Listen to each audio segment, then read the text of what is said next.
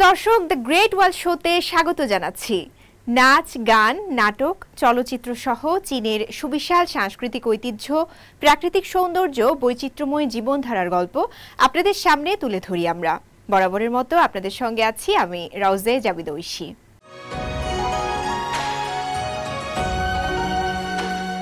চীনা সংস্কৃতির প্রচার ও সাংস্কৃতিক বিনিময় জোরদারে বেইজিংয়ে কবিতা মেলা অনুষ্ঠিত হয়েছে। এদিকে 2025 সালের হজ পিউনি আন্তর্জাতিক যোগাযোগ ফোরাম পূর্ব চীনের শান্তুং প্রদেশের হজতে অনুষ্ঠিত হয়েছে। সৌন্দর্য এবং সমৃদ্ধির একটি ঐতিহ্যবাহী চীনা ফুলের প্রতীক পিউনি। অন্যদিকে গেল সপ্তাহে চীনের ইউননানে তাই এবং তোয়াং ক্ষুদ্র জাতিগোষ্ঠীর জলকেলি উৎসব উদযাপিত হয়েছে। চীনা সংস্কৃতির মোহনীয়তা ও আন্তঃসাংস্কৃতিক বিনিময়ের উদ্দেশ্যে 200 কবি ও কবিতা প্রেমীর মিলন মেলা অনুষ্ঠিত হয়েছে 100তম লাইলাক কাব্যমেলা 2025। সম্প্রতি বেইজিংয়ে চায়না মিডিয়া গ্রুপ ও বেইজিং সিচাং জেলা প্রশাসন যৌথভাবে আয়োজন করে বার্ষিক এই কবিতা উৎসবের। এই উৎসবের উদ্বোধনী অনুষ্ঠানে একসঙ্গে বিভিন্ন পরিবেশনা উপস্থাপন করেন বিভিন্ন বয়সের শিল্পীরা। আর এই আয়োজনে বিশ্বব্যাপী চীনা কবিতা সংগ্রহের উদ্যোগ গ্রহণ করা হয়। এবারের উৎসবে আন্তর্জাতিক অতিথিদের জন্য সাংস্কৃতিক বিনিময়কে তুলে ধরতে তৈরি করা হয় বিভিন্ন সাংস্কৃতিক এলাকা, যার মধ্যে রয়েছে সাহিত্য আড্ডা, আবৃত্তি কেন্দ্র এবং কবিতা ও সঙ্গীতের মিলনস্থল। সাংস্কৃতিক বিনিময় অত্যন্ত গুরুত্বপূর্ণ। আমরা যখন একে অপরের সংস্কৃতিকে বুঝি, তখন একে অপরের প্রতি বোঝাপড়াও গভীর হয়। চীন এখন বিভিন্ন দেশের সঙ্গে উন্মুক্ত হচ্ছে। এখন শুধুমাত্র সংস্কৃতি নয়, বিভিন্ন দিক থেকেই সহযোগিতা সম্ভব। পিউনি ফুল দেখতে অনেকটা গোলাপের মতো। চীনে বসন্তের এই সময়ে এই ফুল ফোটে। সৌন্দর্য এবং সমৃদ্ধির একটি ঐতিহ্যবাহী চীনা ফুলের প্রতীক পিউনি। 2025 সালের হজ পিউনি আন্তর্জাতিক যোগাযোগ ফোরাম পূর্ব চীনের শান্তুং প্রদেশের হজতে অনুষ্ঠিত হয়েছে, যা চীনের পিউনি রাজধানী হিসেবে পরিচিত। প্রতি বছরের এপ্রিলে ফোরামটি শহরটিকে ফুলের সুগন্ধি সমুদ্রে রূপান্তরিত করে, বিশ্বজুড়ে দর্শনার্থীদের স্বাগত জানায়। পিওনি সৌন্দর্য এবং সমৃদ্ধির একটি ঐতিহ্যবাহী চীনা ফুলের প্রতীক, যা আন্তর্জাতিক অংশগ্রহণকারীদের আকর্ষণ করে। সংস্কৃতি, কূটনীতি এবং উদ্ভাবনের এই বিশাল মিলন কূটনীতিক, শিল্পী এবং পণ্ডিতদের সাংস্কৃতিক কূটনীতিতে পিউনির ভূমিকা অন্বেষণ করার জন্য একত্রিত করে। পিউনি প্রজনন, চাষ, গবেষণা, প্রক্রিয়াকরণ, রপ্তানি এবং প্রশংসার জন্য বিশ্বের বৃহত্তম কেন্দ্র হজ। সম্প্রতি এটি তার পিউনি বৈশিষ্ট্য এবং চাষ কৌশল উন্নত করেছে 9টি প্রধান রঙের স্কিম, 10টি ফুলের ধরন এবং 1300টিরও বেশি জাত তৈরি করেছে। প্রতি বছর আন্তর্জাতিকভাবে খ্যাতিমান আলোকচিত্রীরা এই মনোরম ঋতুতে পিউনি সৌন্দর্য ধারণ করতে শহরে ভিড় জমান। এদিকে দক্ষিণ পশ্চিম চীনের ইউননান প্রদেশে তাই এবং তোয়াং ক্ষুদ্র জাতিগোষ্ঠীর জলকেলি উৎসব উদযাপিত হয়েছে। 3 দিনব্যাপী এই উৎসবে ছিল জমকালো আয়োজন। এতে দেশ বিদেশের পর্যটকরা অংশগ্রহণ করেছেন। উৎসবে স্থানীয় বৈশিষ্ট্যে পরিপূর্ণ সুস্বাদু খাবারের আয়োজন ছিল। চীনে 56 জাতিগোষ্ঠীর মধ্যে কয়েকটি ক্ষুদ্র জাতিগোষ্ঠীর উৎসব এটি। ইউননানের ত, হং, তাই এবং চিংপু স্বায়ত্তশাসিত প্রিফেকচার, সিচুয়ান বান্না তাই স্বায়ত্তশাসিত প্রিফেকচারের সবচেয়ে গুরুত্বপূর্ণ উৎসবগুলোর মধ্যে এটি একটি। জাতিগত তাই ক্যালেন্ডার অনুযায়ী তাদের নববর্ষ উৎসবও এটি। এই অঞ্চলে একটি অপরিহার্য ঐতিহ্যবাহী পরিবেশনা ময়ূর নৃত্য। যেহেতু ত হং জাতিগত নৃত্যের জন্মভূমি হিসেবে পরিচিত বার্ষিক এই জল ছিটানো উৎসবের জমকালো কুচকাওয়াজের আগে চূড়ান্ত প্রস্তুতি নেয় স্থানীয় পরিবেশনা দলগুলো। ময়ূর নৃত্যের পাশাপাশি স্থানীয় লোকেরা বিভিন্ন ধরনের জাতিগত নৃত্য এবং পরিবেশনার মাধ্যমেও উৎসবটি উদযাপন করেন। সেই সাথে স্থানীয় খাবারসহ সকল অংশগ্রহণকারীদের বিনোদনের জন্য একটি দীর্ঘ সড়ক ভোজেরও আয়োজন করা হয়। রওজায়ে জাবিদ ঐশী, সিএমজি বাংলা। চীন ও ভিয়েতনামের কূটনৈতিক সম্পর্কের ৭৫তম বার্ষিকী উদযাপন উপলক্ষে দুই দেশের অর্জনগুলো তুলে ধরতে ঐতিহ্যবাহী সাংস্কৃতিক অনুষ্ঠানের আয়োজন করা হয়। সম্প্রতি ভিয়েতনাম সফর করেন চীনের প্রেসিডেন্ট শি জিনপিং। তার সফরকে কেন্দ্র করে এই অনুষ্ঠানের আয়োজন করে চায়না মিডিয়া গ্রুপ। বিস্তারিত থাকছে রিপোর্টে। সম্প্রতি চীন ও ভিয়েতনামের মধ্যে কূটনৈতিক সম্পর্কের ৭৫তম বার্ষিকী উদযাপন উপলক্ষে একটি সাংস্কৃতিক বিনিময় অনুষ্ঠানের আয়োজন করা হয়। ভিয়েতনামের রাজধানী হ্যানয়ে অনুষ্ঠিত এই আয়োজনে চীনের প্রেসিডেন্ট শি জিনপিংয়ের ভিয়েতনাম সফরকে প্রাধান্য দেওয়া হয়। চায়না মিডিয়া গ্রুপ পরিচালিত টিভি অনুষ্ঠান the classic quotes by Xi Jinping এর ভিয়েতনামি ভাষার সংস্করণ দিয়ে অনুষ্ঠানটি সাজানো হয়। অনুষ্ঠানে শি জিনপিংয়ের বক্তৃতা এবং উদ্ধৃত ক্লাসিক চীনা প্রবাদ ভিয়েতনামি ভাষায় অনুবাদ করে দেখানো হয়। এটি ভিয়েতনামি দর্শকদের চীনা আধুনিকীকরণের সাংস্কৃতিক শিকড় সম্পর্কে জানার সুযোগ করে দেয়। অনুষ্ঠানে ভিয়েতনামের প্রধানমন্ত্রী ফাম মিন চিন একটি অভিনন্দন বার্তা পাঠান। এতে তিনি উল্লেখ করেন, ভিয়েতনাম চীন সম্পর্ক গত ৭৫ বছরে আরও গভীর এবং দৃঢ় হয়েছে, যার মূলে রয়েছে উভয় দেশের সৌহার্দ্যপূর্ণ সম্পর্ক, পারস্পরিক সহযোগিতা এবং কৌশলগত নীতি। বার্ষিকী উদযাপনের অংশ হিসেবে সিএমজি এবং ভিয়েতনাম টেলিভিশন ভিটিভি পারস্পরিক বোঝাপড়া আরও গভীর এবং দ্বিপাক্ষিক সম্পর্ককে আরও শক্তিশালী করার লক্ষ্যে যৌথ মিডিয়া প্রকল্পের একটি সিরিজও উন্মোচন করা হয়। এ সময় চীনের কমিউনিস্ট পার্টির কেন্দ্রীয় কমিটির প্রচার বিভাগের উপপ্রধান এবং সিএমজি প্রধান শেন হাইসিয়ং এবং ভিয়েতনামের তথ্য ও যোগাযোগ উপমন্ত্রী উপস্থিত ছিলেন। অনুষ্ঠানে চীন ভিয়েতনাম বন্ধুত্ব গড়ে তুলতে সিএমজি বদ্ধপরিকর বলে জানান শেন। এক্ষেত্রে আন্তরিকতা, পারস্পরিক বোঝাপড়া এবং অন্তর্ভুক্তিমূলক নীতির অনুশীলন সহ নানা বিষয়ে গুরুত্বারোপ করেন শেন।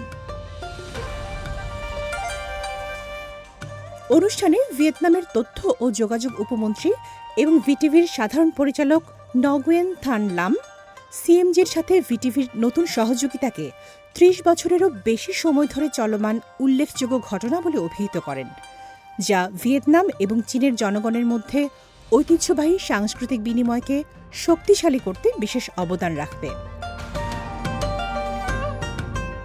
অনুষ্ঠানে আরও বলা হয়, সিএমজি প্রযোজিত বেশ কয়েকটি নির্বাচিত টিভি অনুষ্ঠান এরই মধ্যে ভিয়েতনামি টিভি চ্যানেল এবং ওয়েবসাইটে সম্প্রচারিত হয়েছে। সিএমজি ও ভিটিভি যৌথ সংস্কৃতি প্রচারের জন্য একটি তথ্যচিত্র প্রকল্পও চালু করেছে। একই সাথে সিএমজি এবং ভিটিভির যৌথ প্রযোজনায় দুটি অনুষ্ঠান অন্তর্ভুক্ত হয়েছে। অনুষ্ঠানগুলো উভয় দেশের অর্জনগুলোকে তুলে ধরবে এবং উন্নয়নে বিশেষ ভূমিকা রাখবে বলে আশা প্রকাশ করেন তারা। মানুষে মানুষের বিনিময় বর্ষ উপলক্ষে চলতি বছর চীন ভিয়েতনাম যৌথভাবে একটি সাংস্কৃতিক অনুষ্ঠানের সহপরিকল্পনা এবং প্রযোজনা করার জন্য ভিটিভি সিএমজির সাথে সহযোগিতা করবে। একই সাথে সিএমজি এবং ভিটিভি তরুণ সাংবাদিকদের মধ্যে বোঝাপড়া বৃদ্ধি এবং বন্ধুত্ব জোরদার করতে একটি প্রকল্পও শুরু হয়েছে। আর এই প্রকল্পের আওতায় চীনের বিভিন্ন অঞ্চলে যৌথভাবে ফিল্ড রিপোর্টিং করার জন্য পরিদর্শন করার কথাও জানানো হয় অনুষ্ঠানে। তামান্না জেনিফার, সিএমজি বাংলা। চীনের ঐতিহ্যবাহী উৎসবগুলোর মধ্যে ছিংমিং উৎসব একটি। এবছর আগের তুলনায় দর্শনার্থীদের আগমন অনেক বেশি দেখা যায়। ঐতিহ্য আর বর্তমানের সম্মিলনে এ যেন হাজার বছরের ইতিহাস খুঁজে ফেরা। বিস্তৃত থাকছে রিপোর্টে। চীনের ছিংমিং উৎসব বা সমাধি পরিষ্কারের উৎসব। এই উৎসব রচনা করে এক অভূতপূর্ব কল্পনার জগৎ। এবার তাতে যোগ হয়েছে নতুন মাত্রা। হাজারো মানুষ হানফু পরে অংশ নিয়েছিলেন এবারের ছিংমিং উৎসবে। ছিংমিং উৎসব শুরু হয় বসন্তের মাঝামাঝি, বসন্ত বিষুবের 15 দিন পর। পূর্বপুরুষদের প্রতি শ্রদ্ধা জানানো আর প্রকৃতির মাঝে একাত্মতা ঘোষণা করার এক চিরাচরিত রীতি এটি। এবার এই ছুটির 3 দিনে চীনের বিভিন্ন অঞ্চল রঙিন হয়ে উঠেছে ঐতিহ্য আর সংস্কৃতির ছোঁয়ায়। শায়ানসির সিয়ানের হুয়াচিং প্রাসাদ যেন ফিরে পেয়েছে থাং রাজবংশের সেই গৌরবময় দিনগুলো। হানফু পরিহিত মানুষ, চীনা অপেরা, নাচ আর সঙ্গীত সবকিছু মিলিয়ে যেন এক জীবন্ত ইতিহাস। চীনের 1000 বছরের ঐতিহ্যবাহী পোশাক হানফু। এই পোশাকের নিখুঁত নকশা আর নিপুণ কারুকাজ যেন চীনা সংস্কৃতির গর্ব ও ইতিহাসের প্রতিচ্ছবি। এখানে ঢুকেই মনে হচ্ছিল আমি যেন 1000 বছর পেছনে ফিরে গেছি। এই পরিবেশ, পোশাক আর পারফরমেন্সগুলো ইতিহাসকে সত্যি করে তোলে। হানফু সাজের পোশাক পরিধান করে এই রাজপ্রাসাদে বসন্ত উপভোগ করা এক অসাধারণ অনুভূতি। বেইজিং থেকে শুরু করে হনান, ইয়াংচু, কুবেই সব জায়গায় চলছে সংস্কৃতির উৎসব। কেউ এসেছে চা পাতা তুলতে, কেউ আবার ফুলের বাগানে হানফু পরে ছবি তুলছে। অনেকেই পরেছেন রাজসিক ঝুলযুক্ত জামা, আবার কেউ এসেছে সরু আধুনিক নকশার পোশাকে।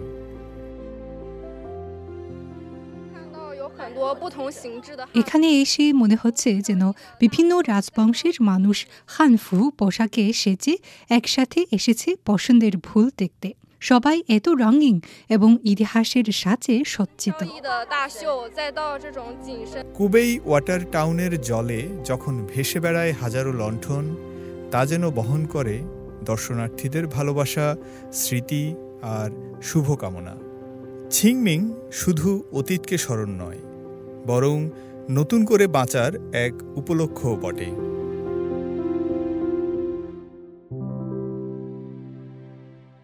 পিকলবল একটি খেলা। এর উৎপত্তি মার্কিন যুক্তরাষ্ট্র। এই খেলাকে উপলক্ষ করে সম্প্রতি সাংহাইয়ে চীন ও যুক্তরাষ্ট্রের একদল তরুণ শিক্ষার্থী একত্রিত হন। সেখানে তারা শুধু খেলাই নয়, ঐতিহ্যবাহী স্থান ভ্রমণ সহ সাংস্কৃতিক কার্যক্রমের মাধ্যমে বন্ধুত্ব বিনিময় করেন।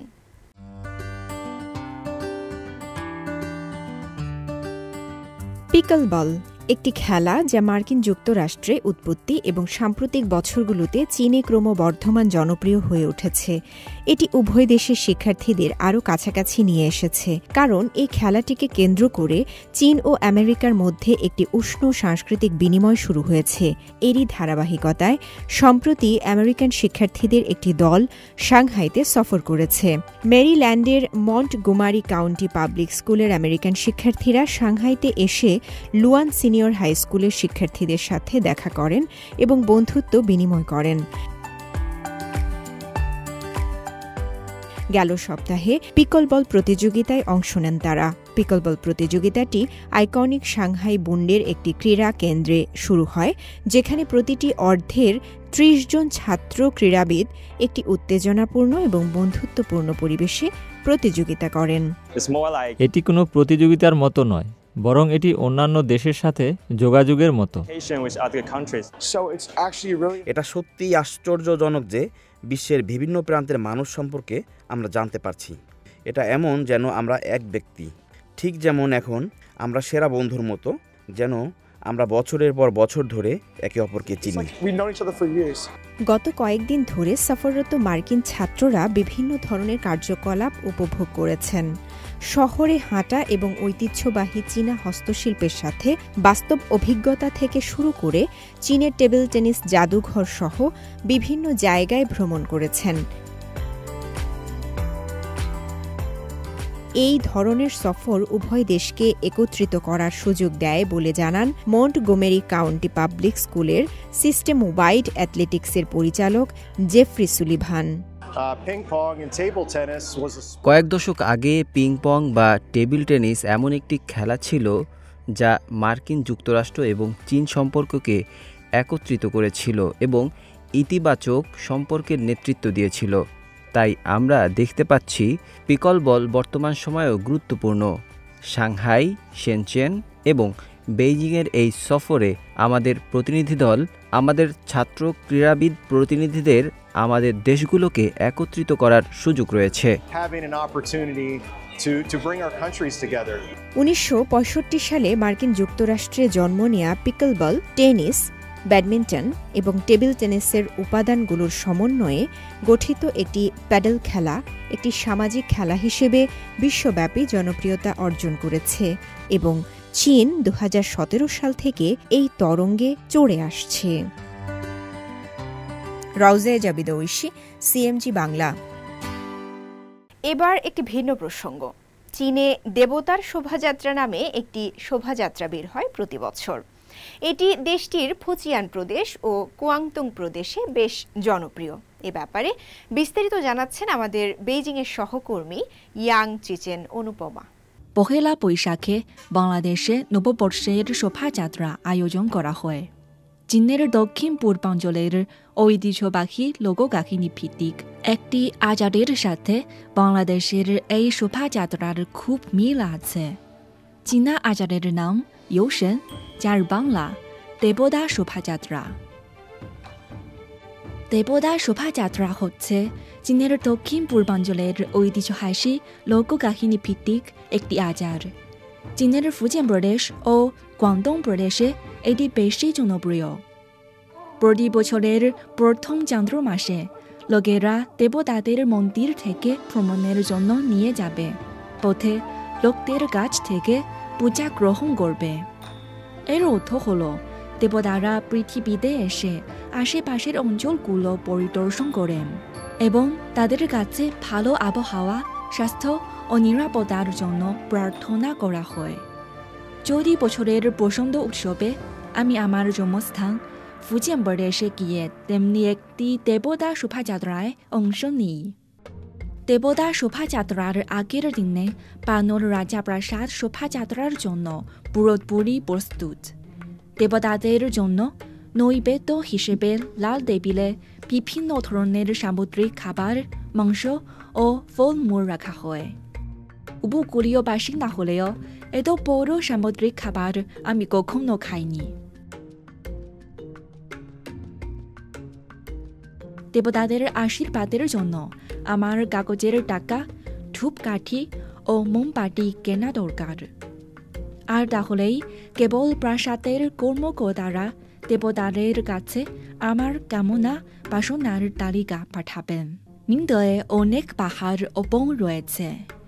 প্রাচীনকাল থেকেই বানরেরা এখানে বাস করে আসছে। সোং ও ইউয়ান রাজবংশ থেকে নিন্দর বাসিন্দাদের মধ্যে বানর পূজার রীতি চলে আসছে। পরবর্তীতে বৌদ্ধ ও তাওবাদী সংস্কৃতির প্রভাব ও পরিব্রাজক xuanzang ভারত ভ্রমণ বইয়ের কারণে sun wukong এর জন্য গড়ে তোলা হয় একটি প্রাসাদ। বানর প্রাসাদ নিন্দর ইতিহাস, রীতিনীতি ও বিশ্বাসের সংস্কৃতি বহন করে। এটি আমাদের উন্নত জীবনের আকাঙ্ক্ষা ও অতিপ্রাকৃতিক শক্তির প্রতি সম্মানের প্রতীক। মোমবাতি জ্বালিয়ে 3 বার প্রণাম করি, ধূপ জ্বালিয়েও 3 বার প্রণাম করি। তারপর আমার নিজের তথ্য ও প্রার্থনা সম্বলিত কাগজটি দেবতার সামনে রাখি। অবশেষে আমার প্রার্থনা সম্পূর্ণ হয়। অসংখ্য মোমবাতি, ধূপ ও লাল কাগজে মানুষের মনে আসা আকাঙ্ক্ষা এভাবেই দেবতাদের কাছে যায়। দ্বিতীয় দিন সকাল 8টায় দেবতা শোভাযাত্রার দল পুরোপুরি প্রস্তুত।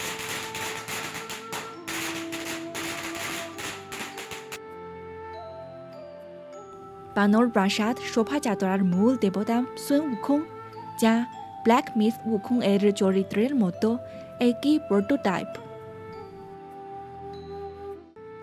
হুংটিয়ান সংমু, তিনি নারী ও শিশুদের দেবী, যিনি মহিলাদের মৈত্রী প্রসবে সাহায্য করেন। 九始尊王, তিনি উপকূলীয় বাসিন্দাদের দেবতা, যা শুধু ফুজিয়ান ও তাইওয়ান প্রদেশে দেখা যায়। হেইবাইউছাং, তারা ভূত ধরা, মন্দকে শাস্তি দেওয়া এবং ভালো মানুষের পুরস্কৃত করায় বিশেষজ্ঞ। চীনা দেবতাদের প্রথা খুবই জটিল। সর্বোচ্চ স্তরের দেবতাদের সেতন জারে চড়তে হয়। মধ্যম স্তরের দেবতাদের মানুষের দেহ বহনকারী মূর্তি থাকে, যাকে ফুজিয়ান উপভাষায় থাকু বলা হয়। দেবতাকে বহনকারী লোকেরা বিশেষ একটি গতিতে হাঁটে, কখনো বামে কখনো ডানে এবং দক্ষতার সাথে দুটো বাহুকে দোলায়। এভাবে গ্রামে টহলরত দেবতাকে প্রাণবন্ত করে তোলা হয়।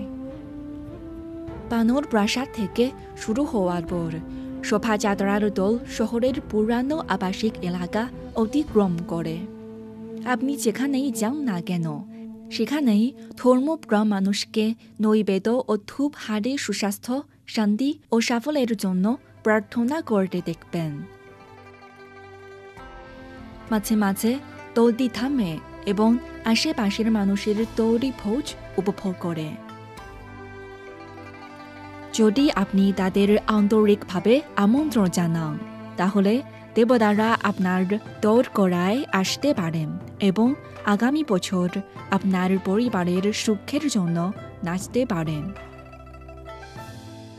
শোভাযাত্রা দলটির মধ্যে শক্তিশালী মধ্যবয়সী পুরুষ, জাতীয় পোশাক পরা নারীরা ও তরুণ তরুণীরা রয়েছে। পিতামাতার ঠোঁটের গাঁঠি ও গোড়তাল তাদের হাতে হস্তান্তর করা হয়। পিতামাতার দায়িত্ব তারা পালন করেন। তারা ঐতিহ্যবাহী সংস্কৃতিকে এগিয়ে নিয়ে যান। কিছু চীনা মানুষ দেবতাদের অস্তিত্বে বিশ্বাস করতে চান, কিন্তু যে জন্মের সময় ভাগ্য নির্ধারিত হয় তা আমরা বিবেচনা করি না। সর্বোচ্চ প্রচেষ্টা চালিয়ে দেবতাদের পূজা করে আমাদের আরও সাহস অর্জন করার প্রত্যাশা আছে। দেবতা শোভাযাত্রার সময় অনেক প্রবাসী চীনাও জন্মস্থানে ফিরে আসেন।